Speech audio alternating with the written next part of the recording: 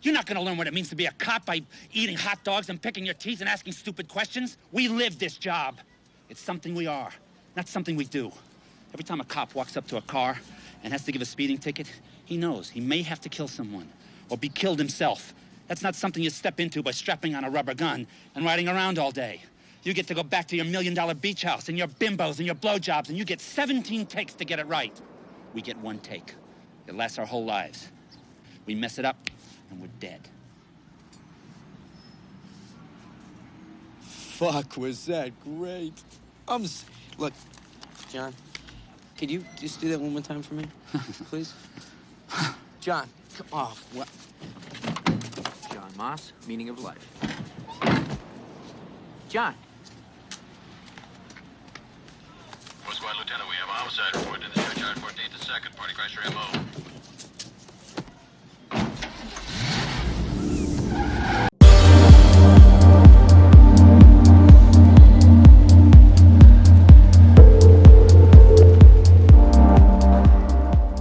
Hello everyone, this is Pico Entertainment and we are back again, and here now we have another video for you in our unrated, underappreciated movie review series, and in this edition we will focus on the entertaining action comedy The Hard Way.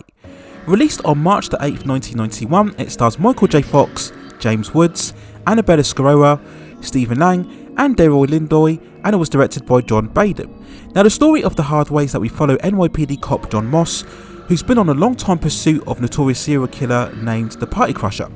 After failing to apprehend him from a frantic car chase, John is taken off the case. He's then given a very different assignment of shadowing Hollywood actor Nick Lang, who is anxious to carry out research for an upcoming role as a cop. Nick is inspired by watching John on the news and wants to follow him around in order to prepare himself for the role. Despite being ordered to keep Nick in safe areas, John still goes on the case to find the Party Crusher, but has to deal with Nick's incessant enthusiasm as well as trying to maintain a dating relationship with the single mother Susan. Now overall, The Hard Way is a terrific, entertaining action comedy. Despite some moments of violence and intensity, it stays for the most part very light-hearted, brisk and fun, and it does have great rewatchability. We've spoken at depth on this channel about the importance of on-screen chemistry between two main characters, and we have a brilliant pairing for the lead characters within this movie. Michael J. Fox going in a much more mature phase from his famous roles from Back to the Future and Teen Wolf. In the beginning, as Nick Lang comes across as a very smarmy and narcissistic personality, but as the movie progresses, he becomes far more likeable and endearing, whilst in contrast we have James Woods, who is all fire and abrasiveness, bringing his typical intensity and commitment to the role, but keeping it nicely balanced between the serious and the comedic sides. And it's when these two are on screen together that the movie truly shines.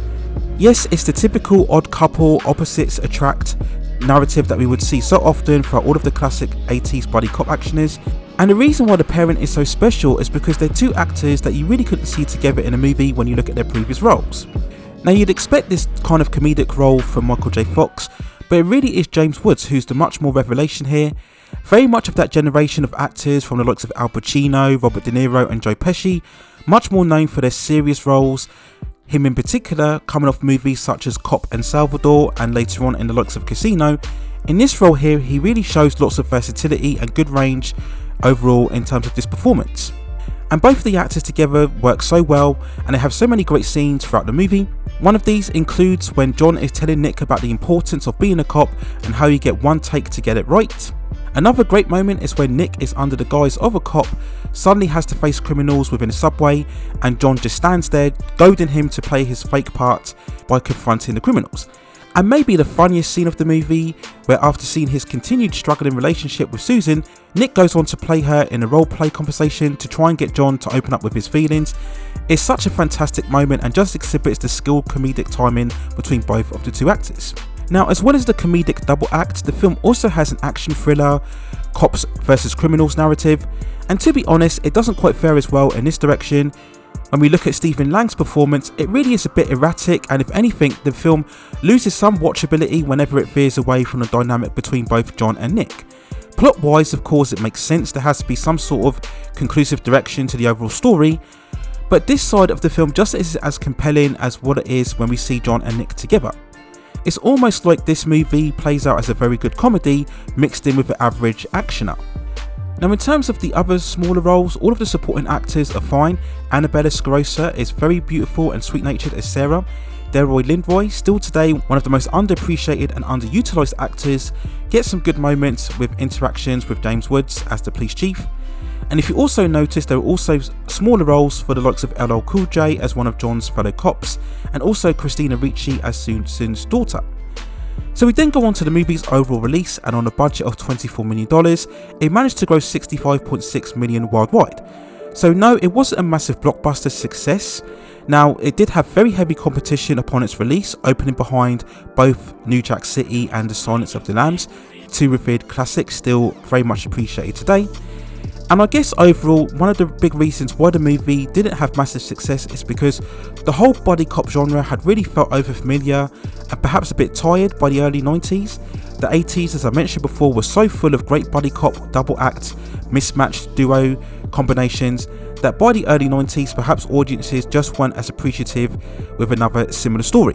And perhaps looking at it today, The Hard Way comes across as a bit aged and dated in certain lines of dialogue and certain scenes, but despite all of this, it still remains a superbly well-timed action comedy, again bolstered by the great dynamic and chemistry between both of its lead actors. The Hard Way is for me a very sheerly enjoyable and instantly rewatchable movie overall, and it's definitely a film that is underappreciated many years after its release, and a film that is definitely worth checking out. So those are my overall thoughts and feelings on The Hard Way. Let me know what you think in the comments below. If you have any other movies or television series or any other topics within the entertainment industry that you'd like to see me cover, then also let me know in the comments, and I will see if I can provide further commentary for you on those topics within the future.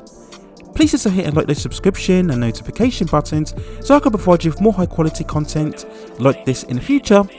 But that's it for now. Take care of yourselves, and I will see you very, very soon.